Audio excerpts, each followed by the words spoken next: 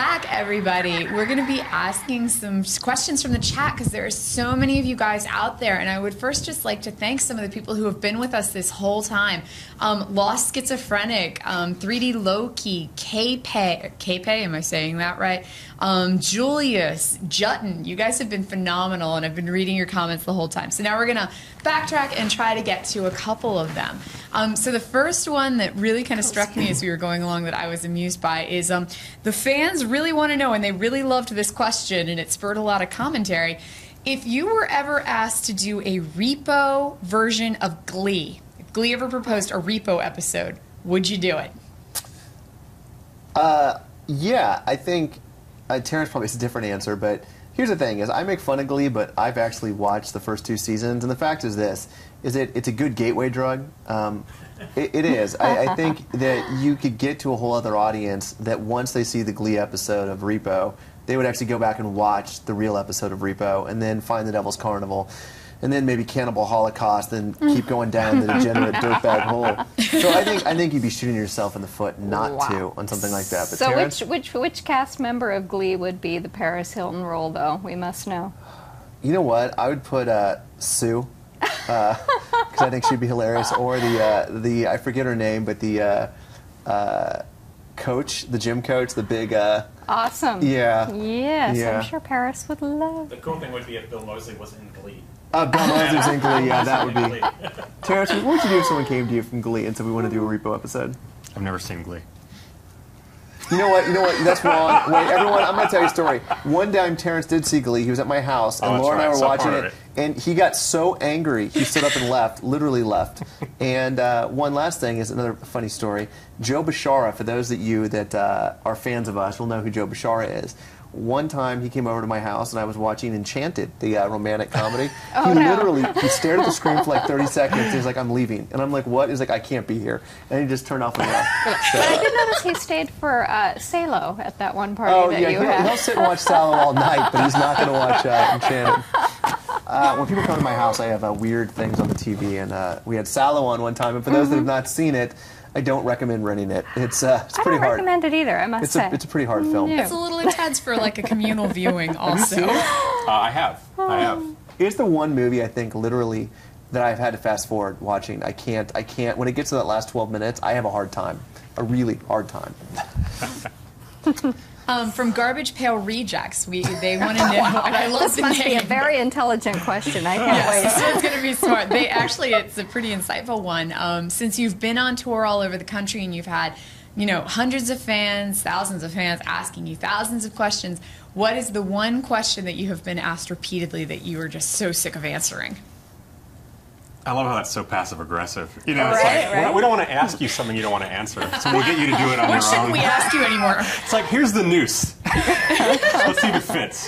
I don't know if... the question that's been asked the most, and I don't know if this...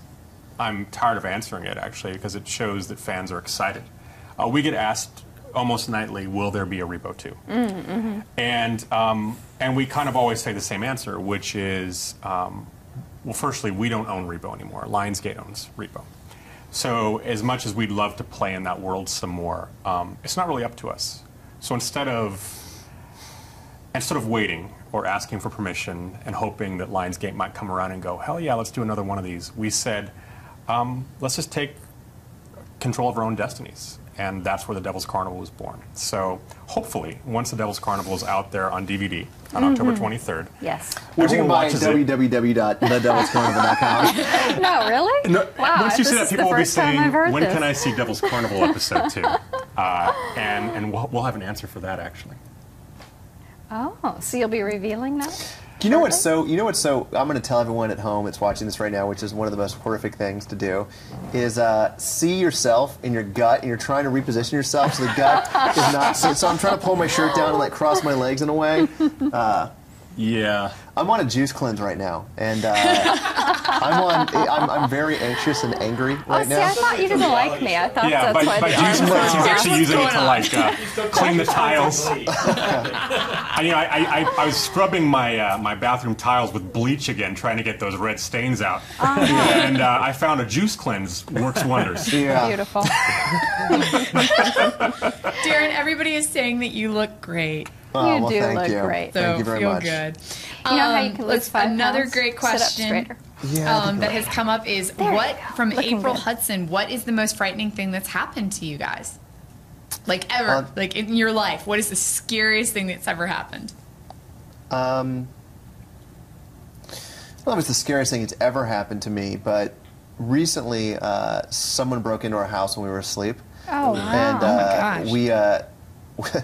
we luckily I had my assistant was staying there from 11/11, another movie I did. He's from Spain, doesn't speak very good English, and so he comes in my room and we wake up and he's standing over the bed and he goes, someone break in your house. And I was like, what? And he's like, in your house now, breaking in. And I was like, it took me a while to process what he was saying, and then I jumped up. We ran out in the front room, and there were 3 dudes that were. That was pretty scary. My They ran gosh, away, yeah. but that was pretty scary. Well, especially given that you made Mother's Day a home invasion film. I know, and that's all I thought. I was like, Yeah. this is it. This is like I'm going to get my comeuppance right now. Yeah, No, right. that's no, scary. It really no is. tea kettles, please. Yeah. Gosh, that was one scene that really got me, Darren. That The tea tea kettle. kettle scene, Oh, yeah. God. Yes. Terrance? I don't know if I have like a scariest story, but I definitely have a story that was super intense, and it was one of those moments where death seemed like possibly a good option, and that was as opposed to the pain. I'm not much of a swimmer. Actually, I don't really like the water, and for some stupid reason, a teenage version of me decided to jump in the ocean, the Pacific Ocean, when there were like red flags up and warnings, don't go in.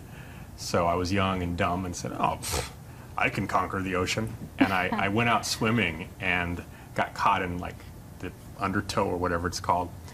And I spent the next, what seemed like 15 minutes just fighting, trying to get back to the shore.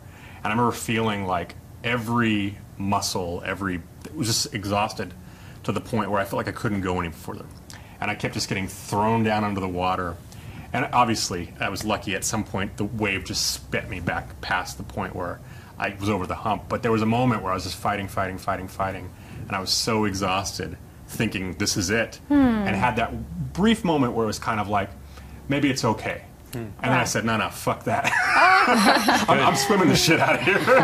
And so, therefore, the scorpion and the frog. There you in the go. back In of all your my mind. dreams, I drowned. So maybe one more. Yeah, well, this has been the biggest question on the chat so far. Everybody wants to know about Devil's Carnival 2. When's it coming? What's in it? What of the episodes? Which one of the Aesop's fables are you touching on? Cast? I've been getting so many questions about that. So just cover it all in a couple of minutes. No. And thank you. We're done. Give away our secret recipe.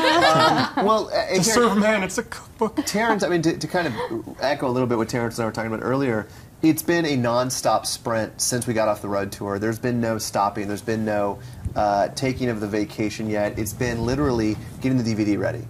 And from pulling the footage to editing the footage to getting the approval of the footage to contracts, there's really been no time to stop. And we're just now getting to the point that we're actually pulling out the calendar and trying to arrange everyone's schedule for episode 2. Episode 2 is happening. I think I can firmly say that it is happening.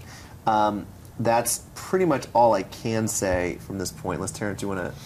Yeah, I mean, we don't want to give away casting or the fables yet. But needless to say, the next 3 fables have been picked out. And some of the cast members. And some of the cast. But I'll talk a little bit about the style, and this is sort of exciting, I think, for both of us. And that is, episode 2 takes place in heaven, as opposed to hell, which was the first one that took place. So we're developing a very different look for heaven, and a very different sound musically for heaven. And so I'm pretty excited as a composer to explore new territory. And we touched upon it a little bit with Paul Sorvino in episode 1. But the basic concept is, in hell, it's the kids' music. So everyone's down there partying, having a good time. Upstairs is kind of what your grandparents are listening to.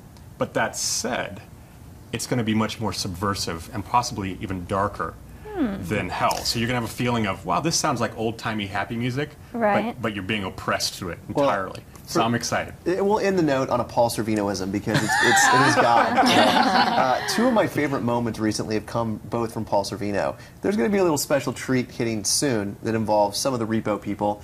And what Paul Sorvino does in it is pretty hilarious. But Paul Sorvino in the commentary track, there's a commentary track, the Repo Reunion commentary track. I love that already. And I Well, haven't let's even wait heard until you it. hear it. So Paul 'Cause- Sorvino, it never fails to entertain Well, I on can tell you some one thing. level. If nothing else, you will be entertained by the Repo Reunion commentary track in Mr. Sorvino. Goodness. Absolutely, absolutely.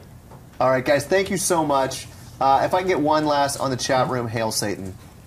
But what will you guys do if it's in heaven? What will everyone do at the show? What, like, hail? Praise be to the Lord! Praise the Lord. Praise the Lord! Wait till you see what we have an idea. Thanks so much for joining us, Thank guys. you. Thank you. Thanks, Thank you. guys. All right. Good. Thanks so much for staying. Yes, See of you all course. next I think that'll week. make their And days, yeah. Oh, yeah, next week absolutely. we have guests from Jaws, right? Yep, Writer Jaws. We have the writer of Jaws joining And us. Steven So Spielberg tune in will next be on week, the guys. show. See you later.